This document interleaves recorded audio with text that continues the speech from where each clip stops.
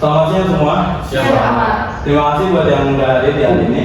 Di rapat hari ini kita akan membahas tentang penerimaan omset yang ada di perusahaan kita, yang itu sebesar 20%, yang dimana sangatlah krusial buat produk kita.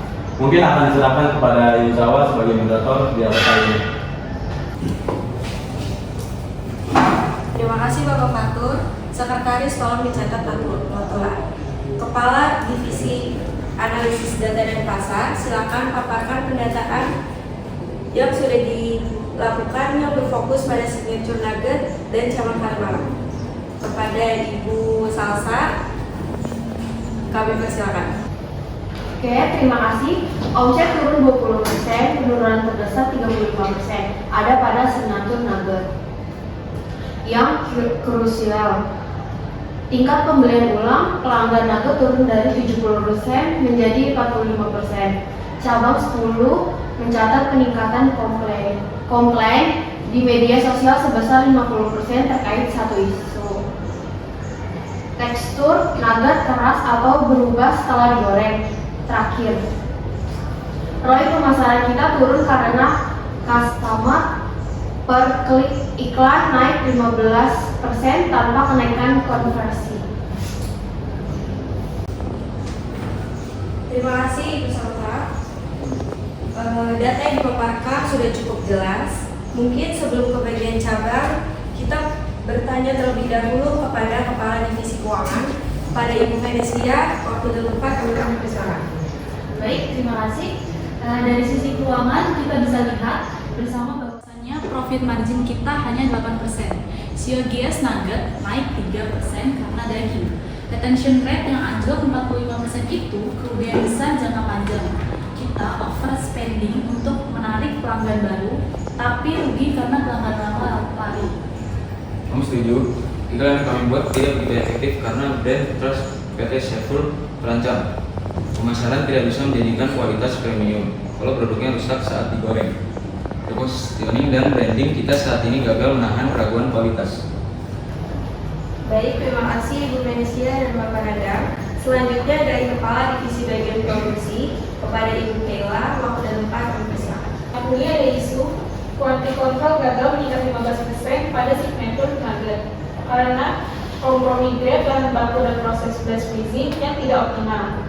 Keterlambatan deadline pengiriman juga memperburuk cold chain. Masalah yang kami alami di cabang Kalimalang adalah logistik internal kami, karena kami sering menerima nugget dengan suhu yang tidak stabil.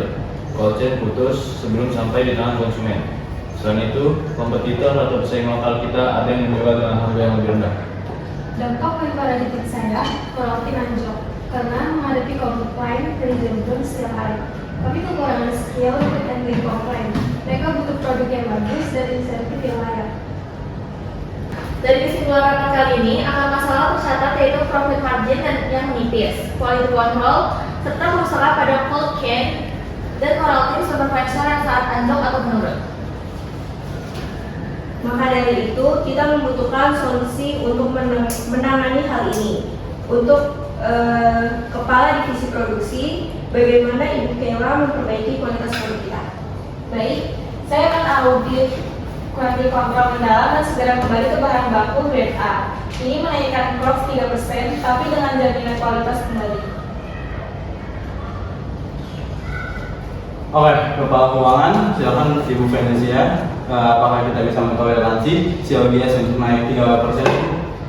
Saya setuju saja untuk COGS naik 3%, hanya saja jika harga jual nantinya bisa dinaikkan menjadi 5%, bagaimana Bapak Nandang, apakah pasar akan menerima kenaikan harga 5% jika kami menjamin kualitas kembali premium?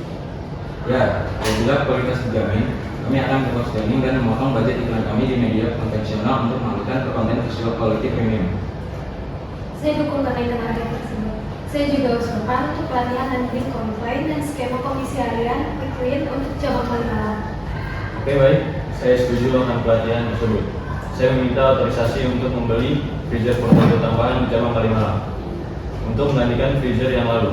Hal tersebut sebagai esensial untuk menjaga cold chain di titik penjualan akhir.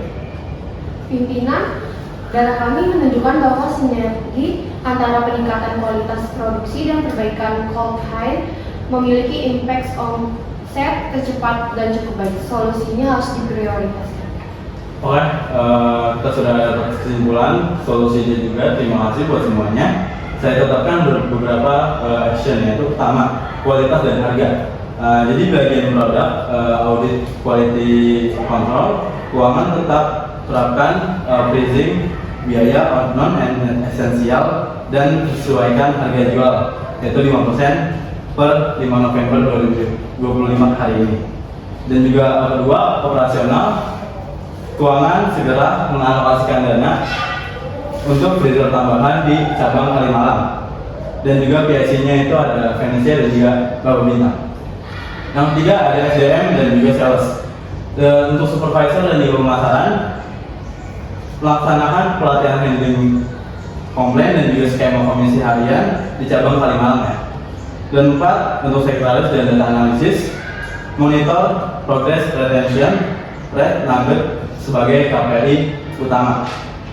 Untuk sekretaris, tulis dan juga catat kembali 4 action point yang saya jelaskan tadi. Pastikan semua PIC dan deadline juga jelas. Saya tunggu laporan progres dalam 2 minggu.